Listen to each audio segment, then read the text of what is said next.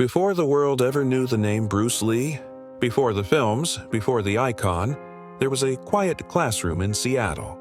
In that room stood a young martial artist with uncommon presence. Even then, there was something unmistakable about him.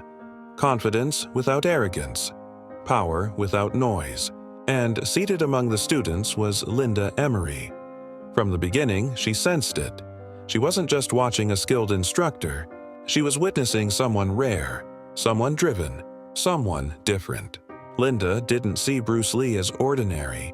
She recognized the fire early, the discipline, the force of a man who knew he was meant for more.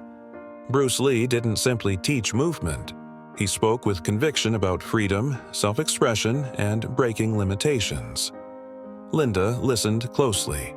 She wasn't drawn only to what he could do, but to who he was becoming. Their connection began through conversation, curiosity, and mutual respect. Long before the world called Bruce Lee a dragon, Linda already understood his power, not just physically but mentally and spiritually. She knew she was standing beside a man with a destiny.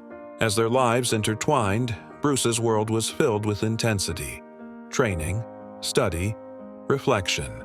Late nights where ideas poured out faster than they could be written. Bruce questioned everything: tradition, systems, even himself. Linda was there for those moments. She didn't just observe his greatness from a distance. She lived with it. She saw the discipline behind the strength, the pressure behind the confidence, and the weight of carrying a vision larger than himself. Jeet Kune Do wasn't born in front of cameras. It was formed in quiet spaces, through thought, struggle, and belief. Linda witnessed that process from the inside. Bruce trained his body relentlessly, but his mind never rested.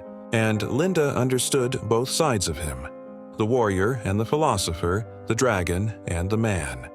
She knew his intensity wasn't ego. It was purpose. His drive wasn't obsession.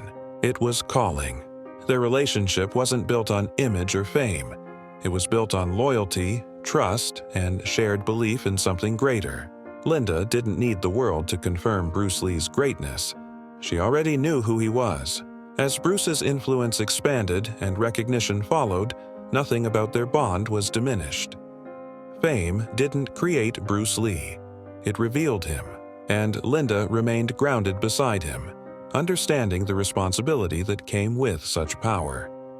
She loved him not because he was becoming legendary, but because she had seen the man long before the legend arrived.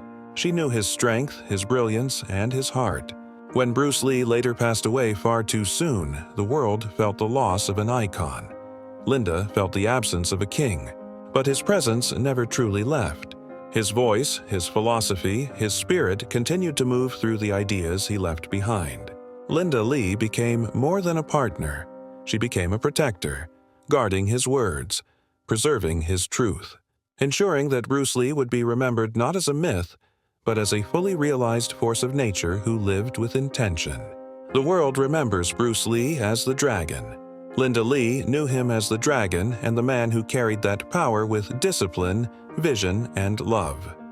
Their story is not one of simplification. It is one of recognition, of a woman who saw greatness early, stood beside it faithfully, and helped ensure that its flame would never fade.